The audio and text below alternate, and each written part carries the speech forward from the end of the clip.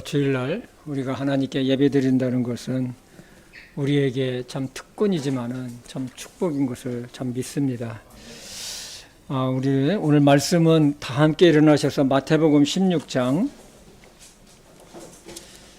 다 함께 일어나서 마태복음 16장 5절에서 12절까지 우리 하나님 말씀을 교독하도록 하겠습니다.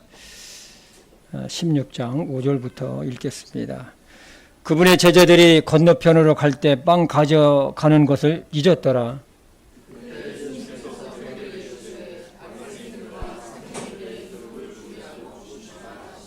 그들이 자기들끼리 의논하여 이르되 이는 우리가 빵을 가져오지 아니하였기 때문이라 하거늘 그것을 아시고 그들에게 이르시되 오 믿음이 적은 자들아 너희가 어찌하여 빵을 가져오지 아니하였으므로 너희끼리 의논하느냐.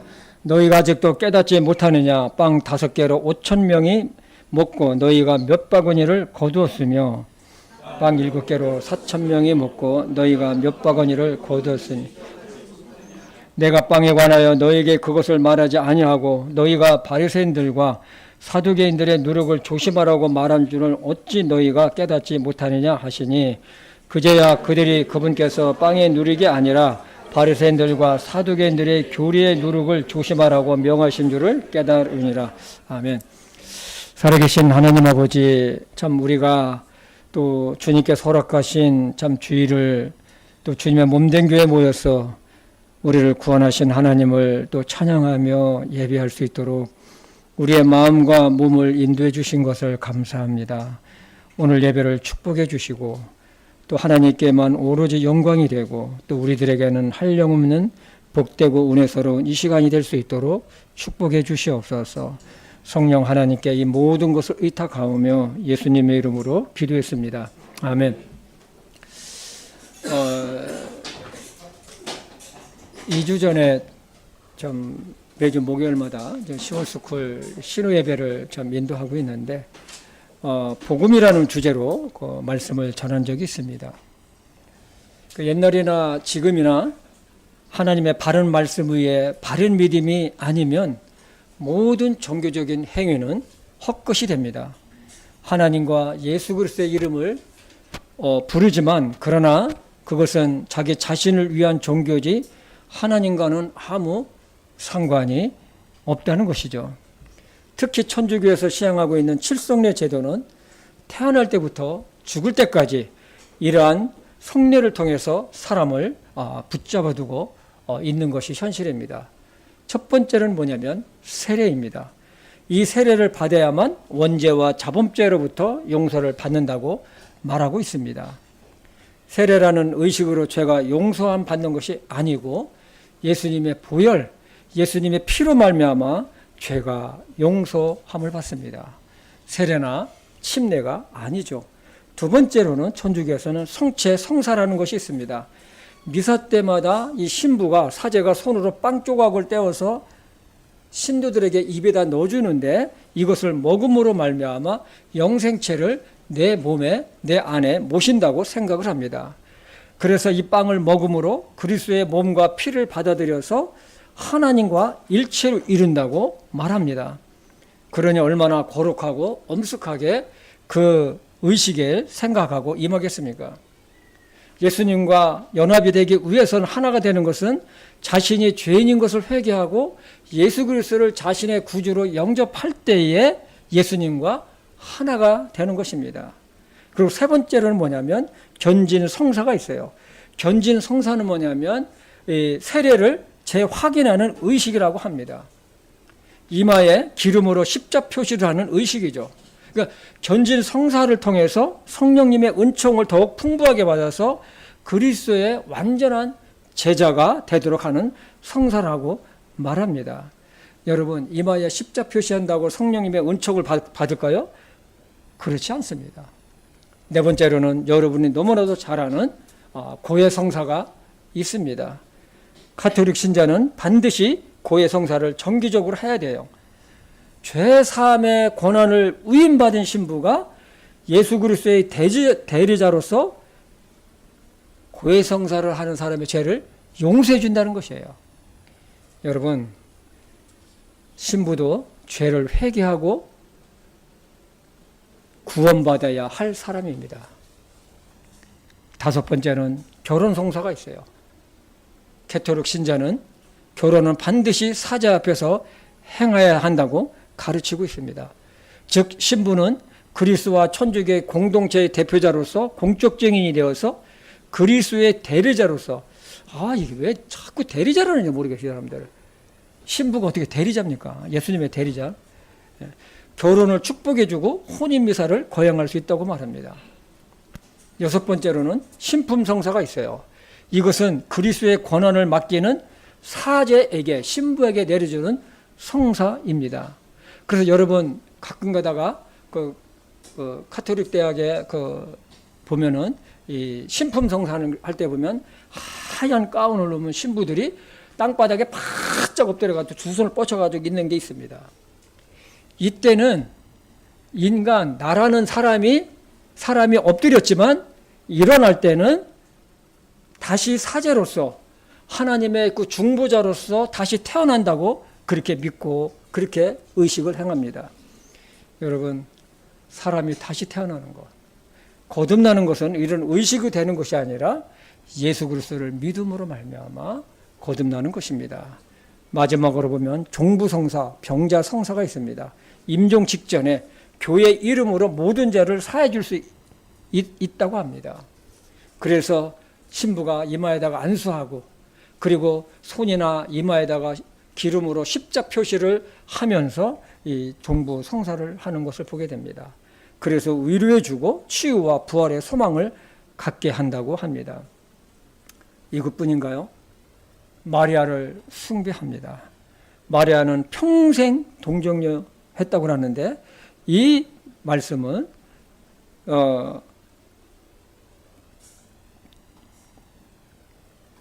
마태복음 13장 55절 56절을 정면으로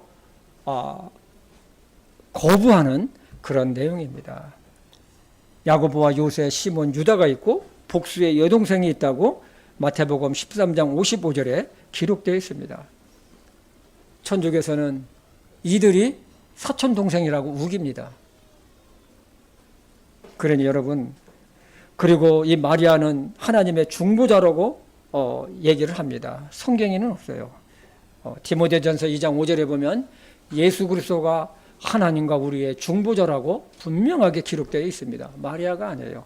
그리고 마리아는 죄가 없는 무음자이고 죽지 않고 하늘로 승천했다는 거짓 교리를 만들어서 숭배케 합니다. 여러분, 참으로 이런 것을 보면은 정말로 바른 하나님의 말씀과 바른 믿음이 얼마나 소중한지 우리는 알게 됩니다. 예수님은 누가복음 13장 25절에서 27절에 이렇게 말씀하셨어요. 집주인이 한번 일어나 문을 닫으면 너희가 밖에 서서 문을 두드리기 시작하며 이르기를 주여 주여 우리에게 열어주소서 하여도 그가 너희에게 응답하여 이르되 나는 너희가 어디에서 왔는지 알지 못하노라 하리라. 그때 너희가 말하기 시작하여 이르되 우리는 주 앞에서 먹고 마셨으며 주께서는 우리가 거리에서 가르치셨나이다 할 터이나 그가 이르되 내가 너희에게 말하노니 나는 너희가 어디에서 왔는지 알지 못하노라. 불법을 행하는 모든 자들아 너희는 내게서 떠나라 하리라. 여러분, 세상에서 가장 불쌍한 사람이 누굴까요? 예수 안 믿는 사람이요? 맞아요. 정말로 제일 불쌍한 사람이 누구냐면 나름대로 종교생활, 교회생활, 나름대로 믿음 생활을 열심히 했는데 나중에 지옥 가는 사람. 이 사람은 최고로 불쌍한 사람이라고 저는 믿고 있습니다. 옛날 바리새인들이, 오늘 말씀에 나오는 바리새인들이 그랬습니다. 하나님께 열심은 있었지만 그러나 그것은 하나님의 의를 모르고 자신들의 의를 나타내기에 바빴습니다. 이것은 모든 것이 하나님 앞에서는 헛것입니다. 사람들이 볼 때에는 믿음이 있는 것 같고 주님을 사랑하는 열심도 있는 것 같지만 그러나 하나님은 마음 중심을 보십니다. 하나님을 향한 올바른 말씀과 지식과 믿음을 보신다는 것입니다. 정말 그렇습니다. 우리는 예수님의 보혈로 죄사함 받고 하나님의 자녀가 되었지만 그런데 우리 안에는 여전히 우리에는 죄성이 있는 것을 부인할 수가 없습니다. 하나님보다도 사람에게 인정받고 싶어하는 생각들은 우리는 날마다 예수 그리스도의 십자가에 못 박아야 할 것입니다. 오늘 말씀 마태복음 16장은 예수님께서 우리들에게 중요한 것을 가르치고 계십니다. 1절에서 4절까지는 바리새인과 사두개인들이 예수님께 요구하는 것이 있었어요. 하늘로부터 내려오는 표적, 기적을 보여달라고 요구를 합니다. 그러면 이 바리새인과 사두개인이 누구인가? 사복음서에 보면 이 바리새인과 사두개인이라는 이런 단어가 많이 나옵니다. 이 바리새인은 누구냐면 철저한 율법주의자였어요. 이들은 모세 오경과 전승되어 내려온 모든 것들을 철저하게 지키고 믿고 자신들이 하나님을 진정으로 따르는 자들이라고 믿었습니다. 이 바리새인은 영과 혼과 천사 존재를 믿고 있었고 부활과 심판도 믿고 있습니다. 그러나 예수님만은 철저하게 부정하고 배척을 합니다. 그래서 예수님의 말씀을 들으면 그것을 책잡으려고 하고 시기했어요. 사도 바울도 바리새인이었습니다. 요한복음 3장에 나온 니고데모도 바리새인이었습니다. 나중에 이분들이 예수님을 믿고 하나님께 돌아왔지만 그전에는 이들도 철저한 바리새인이었었죠. 사두개인은 누구냐? 오직 모세 오경만 믿었어요. 이들은 대언자들의 말이나 전승이나 모든 것을 믿지 않았어요.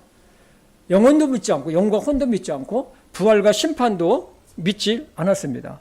그래서 사람은 죽으면 없어진다, 사멸된다고 믿고 있기 때문에 이 바리새인들과 사두개인은 충돌이 참 많았어요.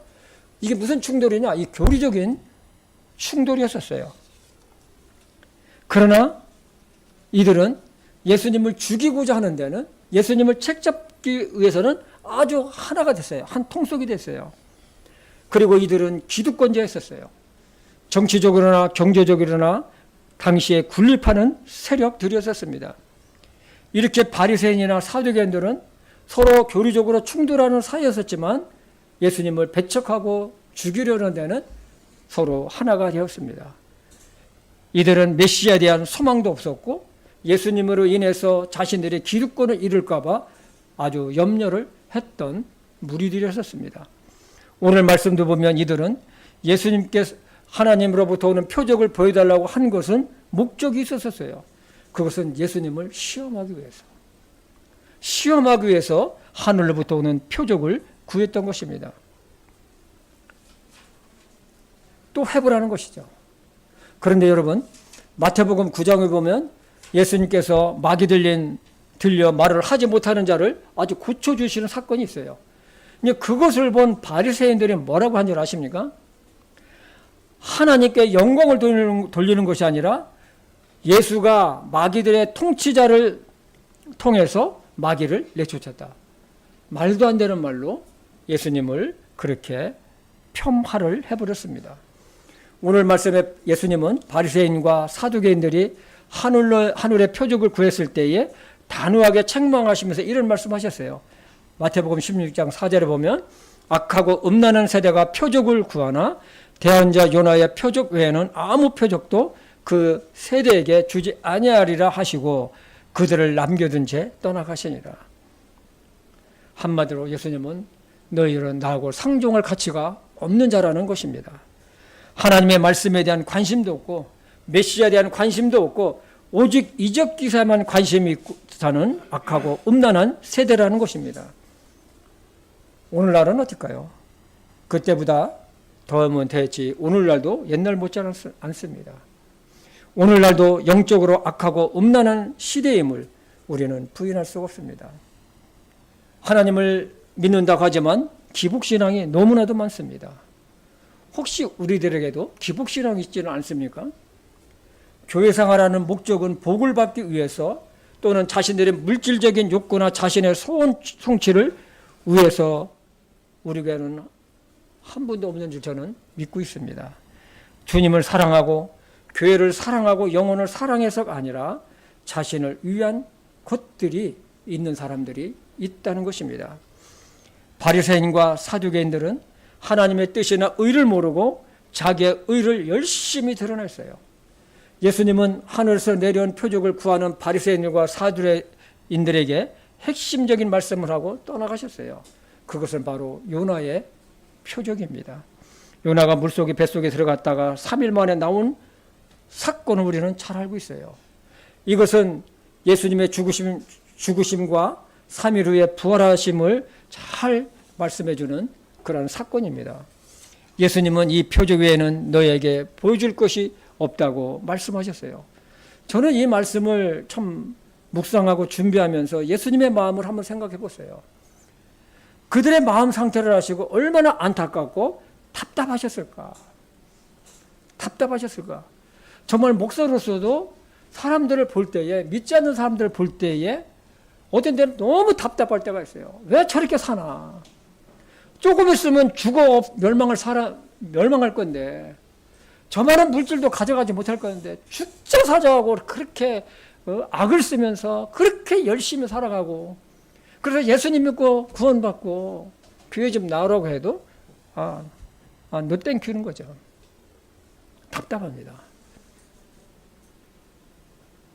이들은 자기들뿐만 아니라 다른 사람들도 소경으로 만들어버렸어요. 사람으로서는 할 수 없는 많은 하늘의 표적들을 행하셨고, 사람의 지혜로서는 할 수 없는 하늘의 영원한 생명을 얻는 말씀을 그들에게 주셨지만 그들은 눈과 귀를 아예 막아버렸어요. 자신들뿐만 아니라 다른 사람들까지도 지옥불로 끌고 가는 자들이었습니다. 예수님은 내가 보여줄 표적은 요나의 표적 이외에는 없다. 저 같으면 하늘문을 열어가지고 그냥 불을 한번 팍 내려주고 말이지. 응?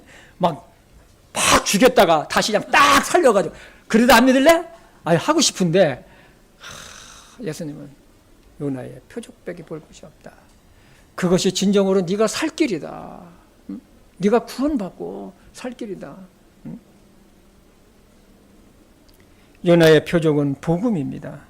복음은 죄 용서함과 영원한 생명을 얻게 합니다. 그래서 사도 바울도 이렇게 선포를 했어요. 고린도전서 15장 2절에서 5절입니다. 너희가 만일 내가 너에게 선포한 것을 기억하고 헛되이 믿지 아니하였으면 또한 그 복음으로 구원을 받으리라. 내가 또한 받은 것을 무엇보다 먼저 너에게 전하였노니 그것은 곧 성경 기록대로 그리스도께서 우리의 죄들로 인하여 죽으시고 묻히셨다가 성경 기록대로 셋째 날에 다시 살아나시고 게바에게 보이시고 다음에 12 제자에게 보이셨다는 것이니라.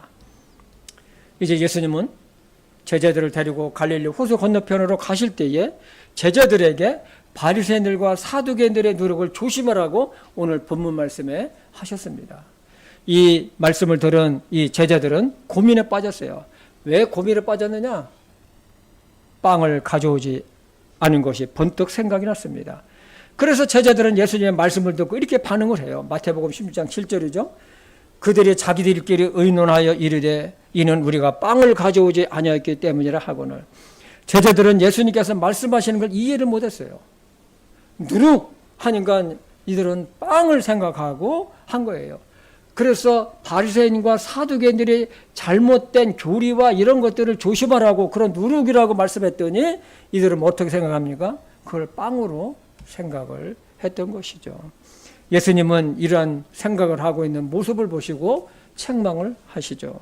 마태복음 16장 8에서 10절입니다. 예수님께서 그것을 아시고 그들에게 이르시되 오 믿음이 적은 자들아 너희가 어찌하여 빵을 가져오지 아니하였으므로 너희끼리 의논하느냐. 너희가 아직도 깨닫지 못하느냐. 빵 5개로 5,000명을 먹고 너희가 몇 바구니를 거두었으며 빵 7개로 4,000명을 먹고 너희가 몇 바구니를 거두었는지 기억하지 못하느냐. 예수님은 지금까지 당신이 행하신 것들을 경험하면서도 믿지 못하고 염려하는 제자들에게 믿음이 적은 자들하고 책망을 하십니다. 제자들은 예수님이 하신 말씀의 뜻을 전혀 몰랐어요. 예수님은 제자들이 먹는 것에 관심을 갖고 서로 의논하는 것을 보시고 답답하셨어요. 믿음이 없으면 어쩔 수 없어요. 세상적으로 생각할 수밖에 없다는 것이죠. 제자들의 이번 책망은 벌써 4번째 책망을 받는 거예요. 성경 기록에 보면은요.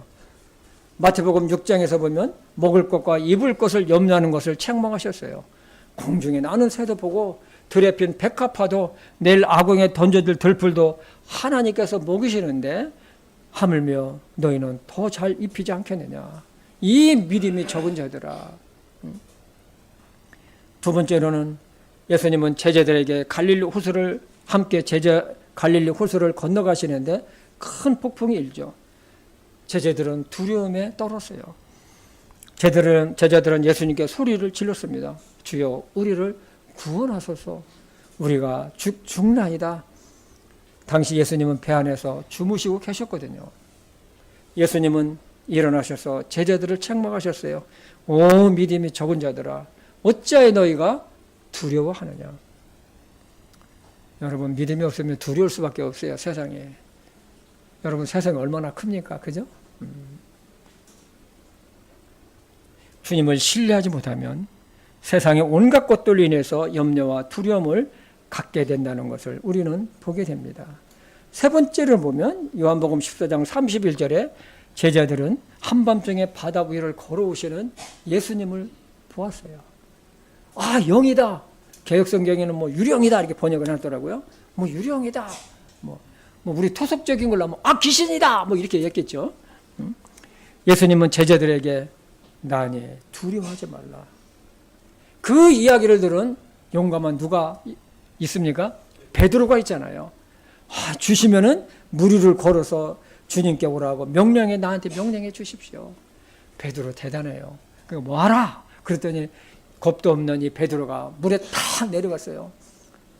그 호수를 딱 물에 닿자마자 어떻습니까? 물속에 푹 들어가야 되는데 어떻습니까? 물 위에 딱 서는 거예요. 물이 안 빠지는 거예요. 그리고 베드로는 예수님에게로 향해 걸어갑니다.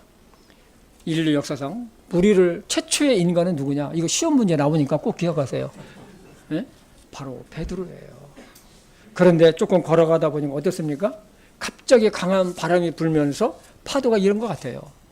그러니까 이 두려움이 갑자기 갖게 된 거예요. 그러니까 어떻습니까? 물속으로 꼬르륵 하고 쏙 빠져버리는 거예요. 벌써 세상에 대해서 우리가 두려움을 하게 되면 어떻습니까? 믿음이 없어져요. 그래서 베드로는 물속에서 빠지면서 예수님께 소리를 지르죠. 주여 나를 구원하소서. 예수님은 베드로에게 손을 내밀며 붙잡아 주셨어요. 그리고 하신 말씀이 뭡니까? 오 믿음이 적은 자여 어찌하여 의심하느냐. 뭐라고요? 어찌하여 의심하느냐. 이 제자들은 두꺼운 빵에만 관심이 있지 지금까지 자신들의 필요를 채워주시는 주님의 능력을 잊어버렸어요. 그래서 예수님으로부터 책망을 받았어요. 오 믿음이 적은 자들아. 우리는 경계해야 됩니다. 우리는 지금까지 하나님의 기적 같은 은혜로 살아오고 있습니다. 비록 세상은 거대한 산 같을지라도 그러나 하나님께서 우리에게 주신 믿음은 이 세상보다도 믿음의 산이 더 크다는 것입니다. 믿음은 세상을 이깁니다. 아멘.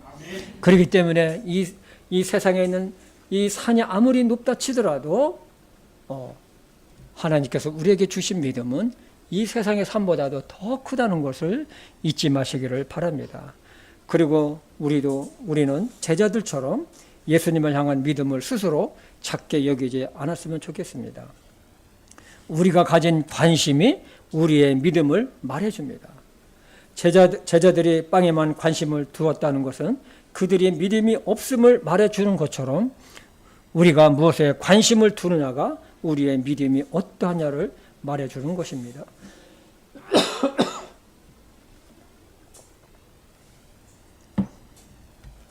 사실 여러분 참 우리가 지금까지 살아온 것을 보면 내가 염려하고 또 불안하고 근심하기 때문에 살아온 것이 아니에요. 그런데 우리의 일평생을 뒤돌아보면 참 염려가 많았어요. 불안했어요. 그런데 여러분 우리의 인생의 삶은요 내 힘으로 사는 것은 절대로 아니에요. 절대로 아니에요. 하나님의 도우심으로 하나님 은혜로 우리가 살아왔지 우리 힘으로 내 힘으로 살아온 것이 아닙니다. 앞으로도 또 그럴 것입니다. 우리의 지난 과거를 돌아보면 정말로 하나님의 은혜였어요. 인생의 구비구비마다 얼마나 많은 일들과 사건들이 있었습니까? 그러나 지나고 나니까 기적들도 별로 없어요. 가정에서, 직장에서, 사업장에서, 학교에서입니다. 우리는 우리의 능력과 한계를 너무나 잘 알고 있어요. 다만 우리가 하는 것은 뭡니까? 최선을 다할 뿐입니다. 그 이상 모든 것을 하나님께 맡기며 하나님의 도우시는 은혜를 바라며 약속의 말씀을 기억하고 기도하며 사는 것입니다. 하나님은 그런 자들을, 그런 자에게 은혜를 베푸시며 인도하십니다. 예수님은 제자들에게 바리새인과 사두개인들의 누룩을 조심하라고 말씀하셨습니다. 우리 마태복음 16장 11절을 한번 보겠습니다. 내가 빵에 관하여 너희에게 그것을 말하지 아니하고 너희가 바리새인들과 사두개인들의 누룩을 조심하라고 말한 줄을 어찌 너희가 깨닫지 못하느냐 하시고 그러면 바리새인들과 사두개인들의 누룩은 무엇을 말씀하실 걸까요? 여러분 잘 알다시피 누룩은 음식물을 발효시키는 효능을 갖고 효소입니다. 누룩이 들어가면 어떻습니까? 그 누룩이 그 음식의 원형을 바꿔버려요. 그러니까 여러분 밀가루 할 때 여러분 어떻습니까? 빵을 만들 때 어떻습니까? 누룩을 넣으면 빵이 부풀어 오르잖아요. 조금 전에 납작한 묵직묵직한 밀가루가 아니라 부풀은 빵이 돼버리는 거예요. 바뀌어버리는 것이죠.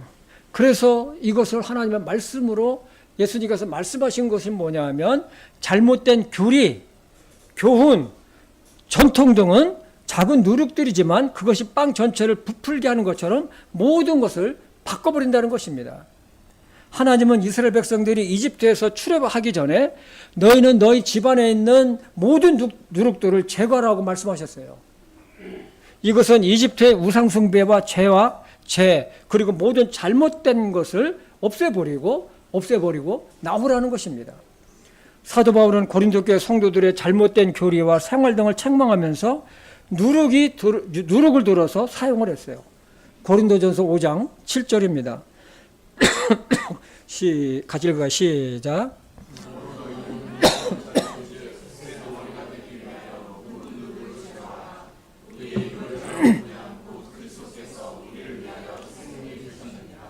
예, 너에게 있는 묵은 누룩을 제거하라는 것입니다. 예수님께서 바리새인들과 사두개인들의 누룩을 조심하라고 하신 것은 그들이 하나님의 말씀의 본질에서 벗어나 전통과 잘못된 교리들을 만들어서 가르치고 있기 때문에 그렇습니다. 성경 속에서 나오는 대표적인 것이 무엇일까요? 할례를 받아야 된다. 할례를 받아야 된다. 할례를 받지 않으면 구원받지 못한다. 안식일을 반드시 지켜야 된다. 그래서 안식을 가지고 예수님을 아주 책잡았잖아요. 그리고 정결의식을 해야 된다. 문제는 뭐냐면 자기들도 이런 것들을 지키지 못하면서 일반 백성들에게 그것을 요구한다는 것이죠. 외식적이고 의식적으로 변하다 보니까 바리새인들의 누룩은 하나님의 말씀에서 벗어나서 전통과 외적인 의식에 매여 있게 되고 행위에 치중하게 됩니다. 오늘날에도 기독교에는 잘못된 누룩들이 여전히 행하고 있습니다. 천주교에서 행하고 있는 누룩들입니다. 천주교에 신부했던 마틴 루터가 종교개혁을 하면서 버리지 않고 가지고 나온 것들이 있어요. 그것이 뭘까요? 세례, 유아세례. 옛날 구약시대 때 아기가 나면 8일 만에 할례 받는 것처럼 생각해서 유아세례를 줍니다. 그게 무슨 의미가 있겠어요? 아이가 이제 세례 받는 게. 여러분 알다시피 이 침례는 뭡니까? 구원받은 사람이 어떻습니까? 하나님 앞과 교회 앞에서 내가 구원받은 것을 외적으로 공중 앞에서 간증하는 의식이에요. 그래서 내가 구원받고 난 후에 물속에 내가 잠길 때 내가 예수님과 함께 죽고 일어날 때 예수님과 함께 부활했다는 걸, 살아났다는 것을 표시하는 의식인 것입니다. 그 다음에 무엇이 있을까요? 주기도문이 있어요. 주기도문은 예수님께서 우리들에게 가르쳐 주신 아주 귀한 하나님의 말씀입니다. 너희는 이렇게 기도하라고 하니까 그것을 갖다가 기도문으로 만들어버렸어요. 그러나 그 기도문에는, 주기도문이라는 곳에는 내 기도가 하나도 없어요. 여러분, 이방 종교들이 무엇을 외웁니까? 기도문을 외워요. 기도문을 해요. 그 말씀 자체가 저는 잘못됐다는 것은 결코 아니에요. 기도는 뭡니까? 하나님과 나와의 영적인 교제예요. 내 개인적인 것을 아뢰는 거예요. 그러나 주기도문을 하면은 거기에 나의 내용이 아무것도 없어요. 없어요. 그 다음에 사도신경이 있어요. 사도신경. 사도신경은 2세기, 4세기 때에 로마 신경을 바꿔가지고 사도신경으로 변해가지고 사도신경으로 만들어버렸어요. 그런데 이 사도신경의 진짜 그 안에는 다 틀린 것은 아닌데 거기 핵심적으로 잘못된 것이 있어요. 거룩한 공예와 성도가 서로 교통하는 것. 이게 뭡니까? 영어로는 보면 I believed in the Holy Catholic Church, the Communion of Saints. 이게 뭡니까? 나는 믿는다. 거룩한 카톨릭 교회를 믿으며 또한 이 성자들, 이 성도인데 이게 성자예요. 성도들과 영적인 교감하는 것을 나는 믿습니다. 그래서 천주교에 가면은 그 천주교 교황청에서 이렇게 심사해가지고 인준한 그런 사람들이 있어요. 누구일까요? 우리나라에서는 누가 있죠? 선뜻 생각이 안 나네요. 네, 이런 사람들. 그 다음에 또 누구야? 이거 인도에서 테레사 스녀. 이런 여러 사람들이 있어요. 이런 사람들이 한테도 기도하는 거예요. 그러면 이 사람들은 거룩한 사람들이기 때문에 하나님께 가까이 있기 때문에 내가 그 사람한테 기도하면 이 사람이 받아가지고 어시스트. 여러분 축구 골대 알죠? 내가 저기서 딱 잡으면 저기 있던 사람이 빵 차가지고 골대 넣는 거. 왜? 골대 앞에 가까이 있으니까. 그런 거 어떻습니까? 그러니까 그것을 갖다가 기독교는 뭡니까? 이걸 이제 그런 것이 아니고 이걸 우리가 교회 안에서 성도들과 교제하는 거, 교통하는 거를 이렇게 생각을 하고 하는데 여러분 뭐든지 원어가 중요하잖아요. 그래서 나는 믿는다. 더 홀리 캐톨릭 처치, 거룩한 천주교를 나는 믿는다. 그리고 이 성도와 교통하는 것이 아니고 이 죽은 성도, 이 성자, 이 천주교는요, 이 성도수를 못 써요. 성자를 못 써요. 여기 신자예요. 캐톨릭 신자. 그래서 교우 신자를 써요. 그 다음에 이거 하다 보면 컨도 끝도 없이 나가요. 이 성직자와 일반 성도를 구분시키는 성직 제도를 만들어 놨어요. 신부와 일반 신자는 간격이 다른 거예요. 그리고 교단 제도가 있어요. 우리나라다 보면 교단들이 얼마나 많이 있습니까? 교회는 독립적인 교회예요. 교회의 머리는 누굽니까? 예수 그리스도예요. 교회 위에 교회가 없어요. 어떤 기관이 없어요. 그리고 축도입니다. 여러분, 축도는 뭡니까? 나도 이거 했으면 좋겠어. 그럼 여러분 고개 탁 숙이고. 이건 뭐냐면 하나님과 일반 성도들과 일반 신자들 간에 중간에 쓴 거예요. 중보자가 되는 거예요. 하노라 그러잖아요. 지금 합니다 그러는데 여러분 음식에 누리게 들어가면 음식이 바뀌는 것처럼 사람도 잘못된 말씀과 잘못된 확신을 갖게 되면 잘못된 믿음을 갖게 된다는 것입니다. 바리새인은 하나님께 대한 열심은 대단했지만 그것은 자신을 위한 열심이지 하나님의 영광이나 기쁨을 위한 것이 아니었어요. 그래서 사람에게 잘 보이려고 했고 사람들로부터 존경과 인정을 그들은 받으려고 했습니다. 율법을 지키는 것이나 기도하는 것을 다른 사람보다 자기가 더 열심인 거고 잘하는 것을 드러냈습니다. 자기의 일을 열심히 자랑한 것이죠. 나는 이런 사람이다. 여러분, 오늘날에도 현대판 바리새인들은 없을까요? 오늘날에는 현대판 사두개인들은 없을까요? 예수님은 바리새인들을 향하여 뭐라고 하시냐면 자기를 스스로 의롭다고 믿고 다른 사람을 멸시하는 자라고 하셨습니다. 누가복음 18장 9절을 보겠습니다. 또 그분께서 자기가 의롭다고 스스로 믿고 다른 사람을 멸시하는 어떤 자들에게 이 비유를 말씀하시되 다른 사람들의 누구냐면 바로 바리새인들을 보고 말씀하신 거예요. 나는 의롭다. 하나님은 나를 인정하신다. 나는 바르게 믿고 있다. 있고 행하고 있다고 생각을 했어요. 그래서 예수님은 바리새인들의 행태를 비유를 이렇게 말씀하십니다. 누가복음 18장 11절에서 12절입니다. 바리새인은 서서 자기 홀로 이렇게 기도하여 이르되 하나님이여 내가 다른 사람들 곧 착취하는 자들과 불의한 자들과 간음하는 자들과 같지 아니하고 더욱이 이 세리와도 같지 아니함을 감사하나이다. 나는 일주일에 2번 금식하고 내 모든 소유의 11조를 드리나이다 하고. 사랑하는 성도 여러분, 우리는 하나님 앞에서 자랑할 것이 아무것도 없어요. 하나님 앞에 내놓을 것이 무엇이 있겠습니까? 사도 바울과 같은 영적 거장도 현재 나의 나됨은 모든 것이 하나님의 은혜라는 고백이 우리도 늘 우리 마음속 중심에 있기를 원합니다. 예수님은 섬김의 본을 보이셨어요. 낮아짐의 본을 보이셨어요. 예수님은 온유하고 겸손하셨어요. 예수님은 사람들을 끝까지 사랑하셨고 당신의 목숨까지도 우리를 위해서 희생하셨어요. 그리고 사두개인의 누룩은 무엇일까요?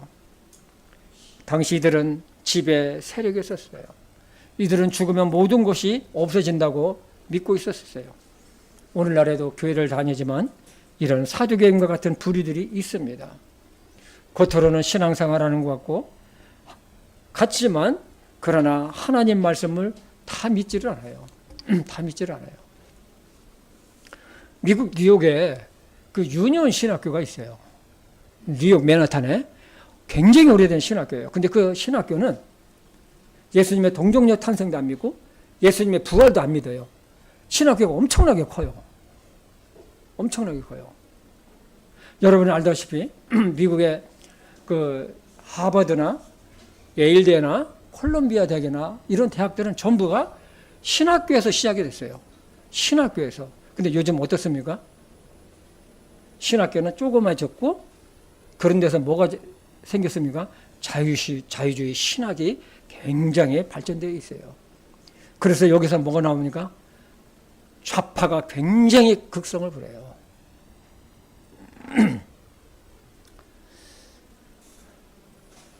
이들은 선별적으로 하나님의 말씀을 믿습니다.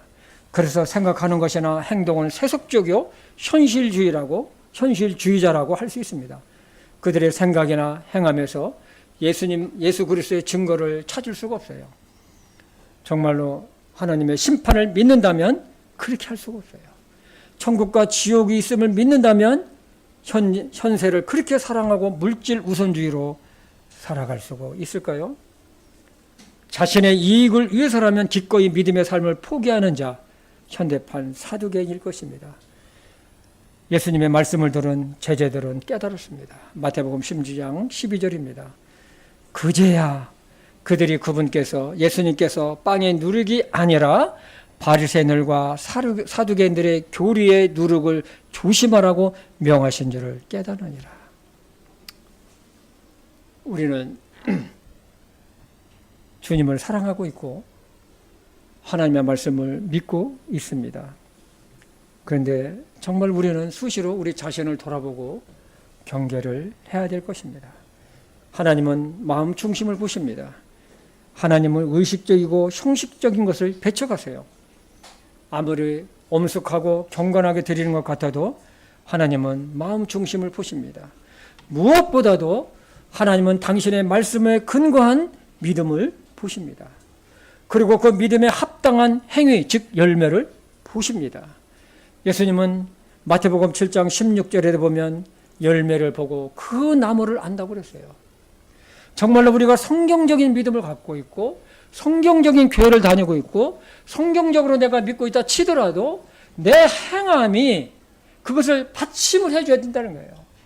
아무리 성경을 내가 믿고 성경대로 내가 믿고 있다 치더라도 정말로 나의 삶 속에서 나의 믿음의 행위가 그것을 뒷받침되지 않는다면 나의 근본적인 믿음이 무슨 유익이 있겠습니까? 무슨 유익이 있겠어요? 열매를 보고 그 나무를 안다고 예수님은 말씀하셨기 때문에 그렇습니다. 우리는 현재 나의 관심과 행위가 즉 나의 삶의 자세가 나의 믿음이라는 것을 잊지 마시기 바랍니다. 예수님은 제자들에게 바리새인과 사두개인들의 누룩을 조심하라고 하셨듯이 우리도 나의 믿음의 삶이 성경적인 바탕에 둔 믿음의 행함이 있는가를 경계하면서 하나님께서 기뻐하시는 믿음의 삶을 사는 여러분과 제가 되기를 주님의 이름으로 권면을 드립니다. 기도하겠습니다. 아버지 하나님, 오늘 마태복음 16장 5절에서 12절 말씀을 가지고 주님께서 주신 말씀을 우리들에게 한번 비춰봤습니다. 우리들에게는 바리새인과 사두개인과 같은 누룩이 없는지를 하나님의 말씀으로 우리를 살펴보고 정말로 사두개인들과 바리새인들의 그 행하는 것을 우리는 없는지를 살펴보면서 우리는 정말로 주님이 주신 말씀에 그대로 순종하고 또 행함이 있는 믿음의 삶을 사는 거룩한 그리스도의 삶을 살아가게 인도하여 주시옵소서. 예수님의 이름으로 기도했습니다.